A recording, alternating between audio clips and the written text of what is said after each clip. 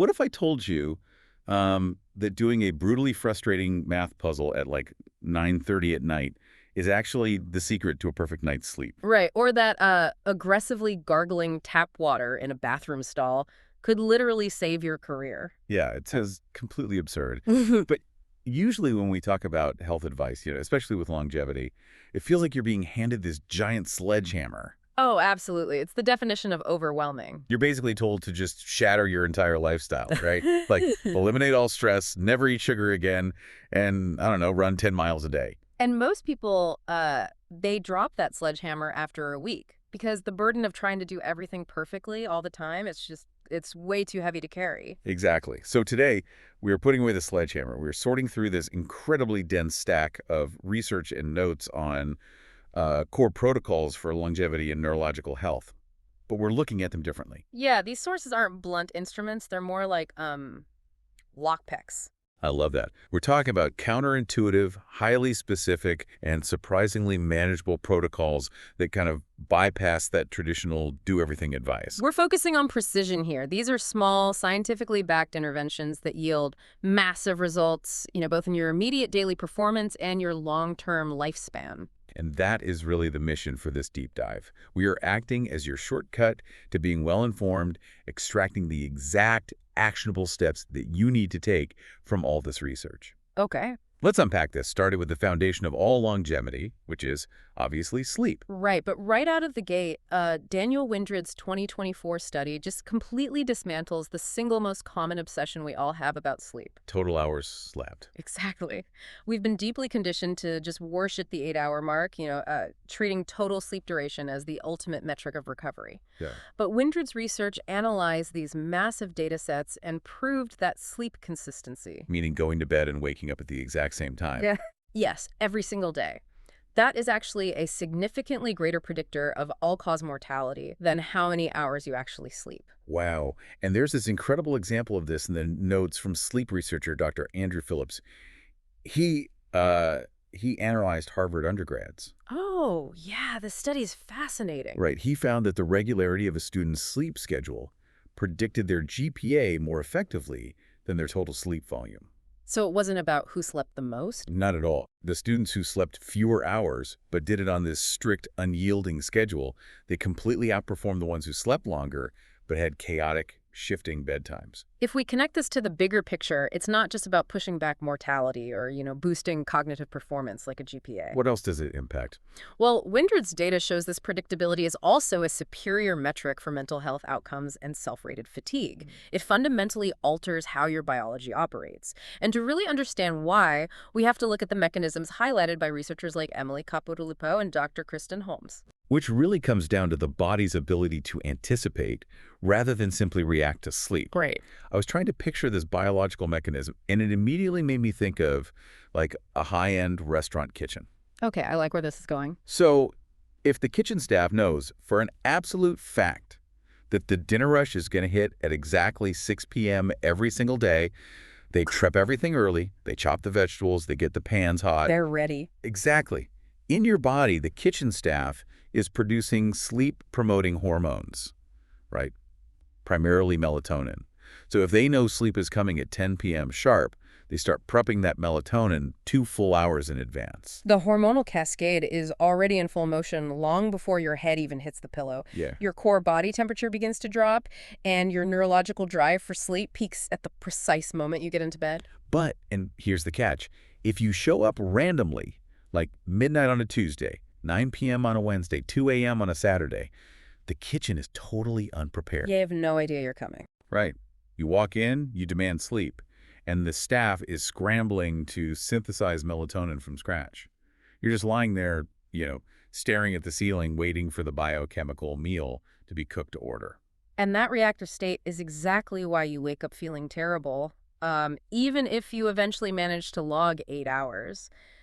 Your circadian rhythm is experiencing what's basically metabolic jet lag. Oh, wow. Yeah, and this is especially relevant when we look at the phenomenon of social jet lag over the weekend. Oh, where people keep a strict schedule Monday through Friday and then just stay up super late and sleep in on Saturday and Sunday, Exactly. which basically forces your body to fly across 3 time zones every single weekend without ever actually getting on a plane. It's brutal on your biology. No wonder Monday morning feels so physically devastating. You're constantly tearing down and rebuilding that anticipation architecture. So for you listening, if you are struggling with waking up fatigued, the actionable protocol here is strict consistency. Lock in that schedule, weekends included. You will fall asleep faster, and over the long term, you'll drastically reduce your risk of adverse health outcomes. But this actually raises a really fascinating tension. Okay. If the hormonal kitchen is prepping the melatonin 2 hours early, what should you be doing in the dining room? Well, the standard advice is to completely wind down, dim the lights, meditate, turn your brain off. Yeah, but the research from Dr. Matthew Walker completely flips that understanding. Really? The protocol is actually to engage your brain in a focused, highly demanding learning task right before you go to sleep. Okay, here's where it gets really interesting. But I have to push back a bit because the universal rule is that we are supposed to avoid mental stimulation before bed. Right, that's what we've always heard. If I'm doing a complex puzzle or, I don't know, trying to learn coding syntax at 9:30 at night, my brain is going to be buzzing. Doesn't that just guarantee insomnia? It seems perfectly logical to assume that, but brain scans of individuals, particularly older adults, show the exact opposite. Wait, really? Yeah, doing demanding mental work right before bed actually results in sleep architecture that is far more settled and intact. It deepens the sleep. How is that biologically possible? It goes back to how the brain prioritizes its overnight maintenance. Deep sleep, specifically slow wave sleep, is the phase where the brain triages and replays the most critical daytime memories. Okay. When you perform really demanding mental work, you are forcing localized patches of your cortex to operate at maximum capacity. They become metabolically fatigued. So the fatigue is the trigger. Exactly. The brain recognizes that localized fatigue and realizes that those specific neural circuits were just pushed to their absolute limit. Yeah. It determines they need reinforcement. Right. So consequently, it generates deeper, highly targeted slow-wave sleep over those exact regions during the night, just to consolidate what you just learned. Oh, wow. The clinical case study in the notes illustrates this so beautifully. The finger-tapping one. Yes. Researchers put humans in a scanner and taught them this brutally complex finger sequence task right before sleep. Like trying to play a really unnatural piano chord progression over and over. Exactly. And when they fell asleep in that scanner, the exact neural circuits they used for the task lit back up. It's amazing. The brain actively replayed the sequence, expanding the depth of the slow waves. It was literally hitting the gym while the person was completely unconscious. You're basically giving your brain a targeted workout right before closing time, giving it strict instructions on what to repair overnight. So the short-term benefit for you listening is vastly improved memory retention the very next morning. If you study something difficult before bed, your brain locks it in overnight. And long-term, this optimizes the clearance of toxins from the brain, preventing your neural circuits from saturating and, keeping your cognition really sharp. So we've been talking about preparing the brain to triage and repair itself under stress overnight, but that whole use it or lose its triage system doesn't just apply to our neural circuits. Yeah, no, not at all. It applies exactly the same way to our physical tissues as we age, specifically how we train for mechanical failure. Which is something we dramatically misinterpret. What the aging body requires to maintain longevity, I mean. Because the general consensus leans super heavily toward cardiovascular health or light resistance training. Right. Yet experts like Dr. Alyssa Ulenick and Dr. Andy Galpin highlight a totally different priority, which is training for power. Preserving fast-twitch muscle fibers. Exactly. These are the fibers responsible for explosive movement, and they are the absolute first things to atrophy as we age if we don't actively force them to work. What's fascinating here is that the nervous system is incredibly efficient. If you don't demand explosive power, it just stops maintaining the hardware required to generate it. It just prunes it away. Exactly. Low-impact cardio, like swimming or walking, is wonderful for cardiovascular health, but it is completely inadequate for preserving fast-twitch fibers. It simply doesn't send the necessary neurological signals. I kept thinking about cars while reviewing these protocols. Okay, how so? Typical low-impact cardio is kind of like optimizing your car's fuel efficiency. It's fantastic. You can go a long distance on a single tank of gas. Sure. But training for power is like installing top-tier brakes and a highly responsive airbag system. Fuel efficiency won't save your life in a high-speed crash. Brakes will. That's a perfect analogy because the crash, in this physiological context, is a physical fall later in life. Right. This is the concept of powerpenia, which is a loss of physical power that predates actual muscle loss. So it happens before you even lose the muscle mass. Yes. When an individual in their 70s or 80s trips, it isn't a lack of endurance that causes them to hit the ground. It is a lack of reactive strength. They just don't have the... They no longer possess the fast-twitch explosive power to quickly step forward and catch their own body weight against the force of gravity. I was looking at Dr. Andy Galpin's notes on this, and his personal routine shocked me. He isn't out there running marathons every morning. He actively incorporates standing broad jumps into his day. Oh, yeah. He aims to jump a distance further than his own height to preserve maximum concentric power. So that's the explosive launch. And eccentric braking strength, which is the landing where you absorb the force. And beyond the muscular system, we really have to consider the skeletal system, too. Right. Bones. Bones are highly plastic, meaning they require loaded impact, like high mechanical force, to actually signal the creation of new bone cells. Swimming doesn't load the bones, and walking just doesn't load them nearly enough to trigger those density adaptations. Which brings us to the protocol for those who might find a maximum effort broad jump completely intimidating. Because let's be honest, that sounds intense. Very intense. There's a study highlighted in the notes looking at postmenopausal women, which is a demographic highly susceptible to bone density loss.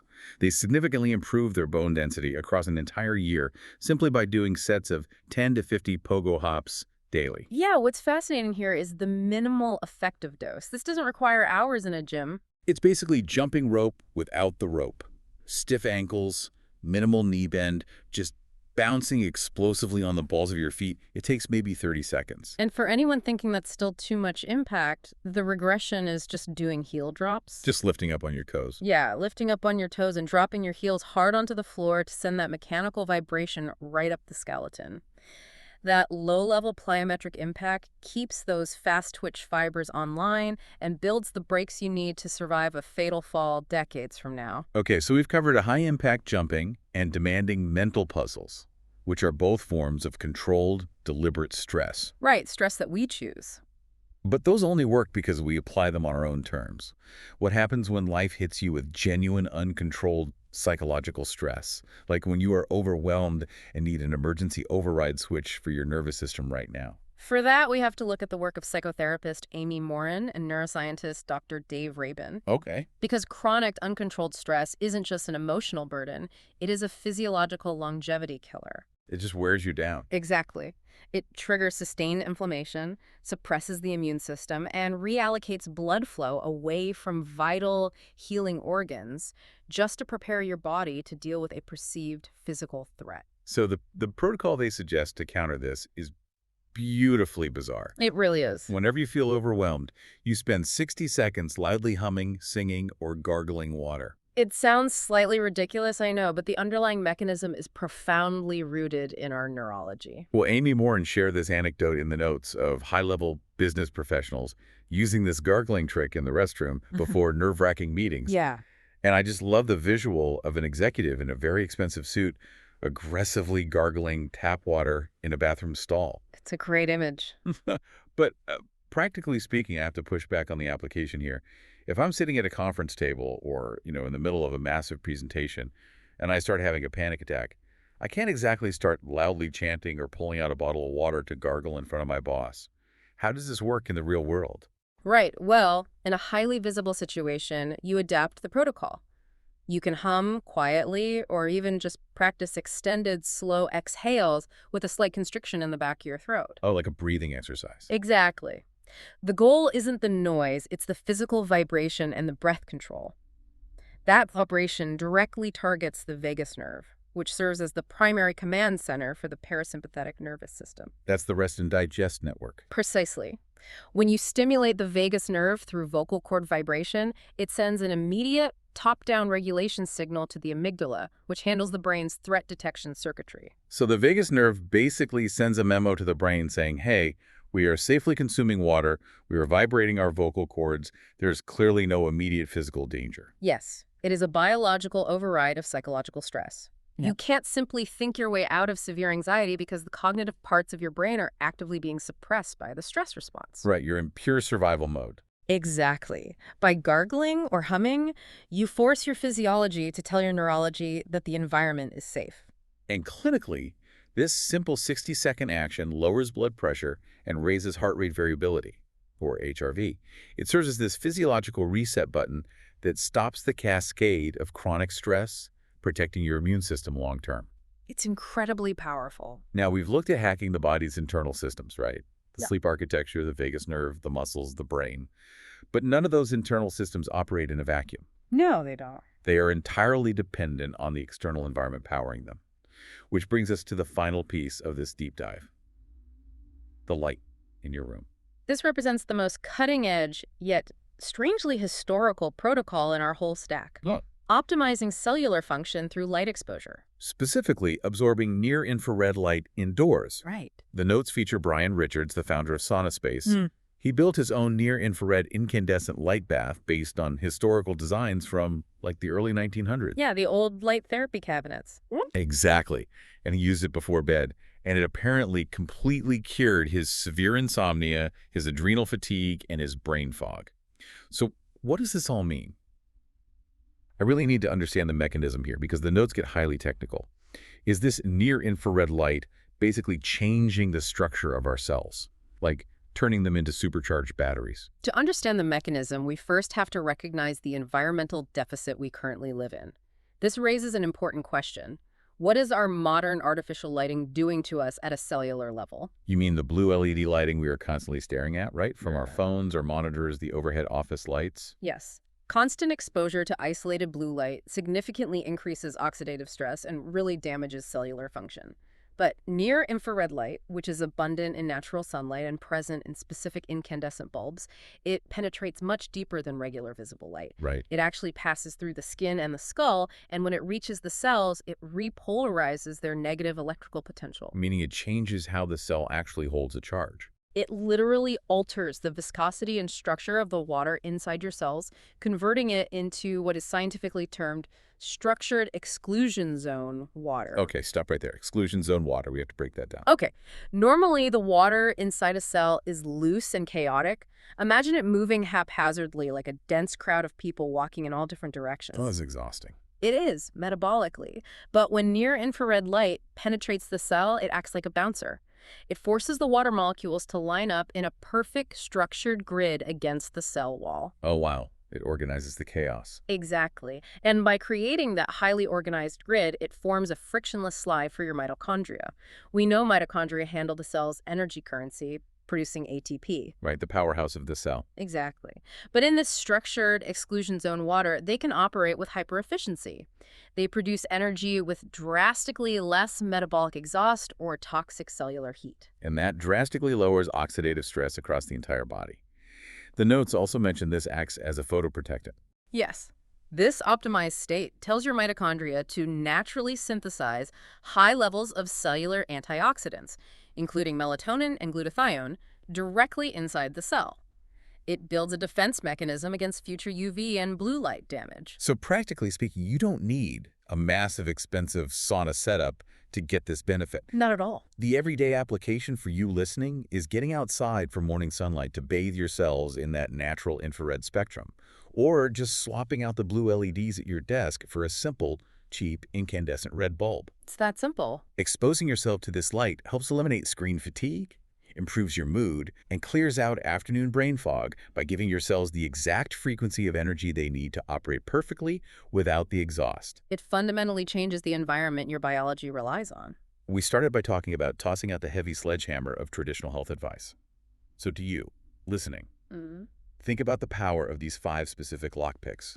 Going to bed and waking up at the exact same time to prime your hormonal kitchen. Doing hard mental puzzles in bed to force your brain to triage its neural circuits overnight. Doing just 10 daily pogo hops to build the physical brakes you'll need in your 80s.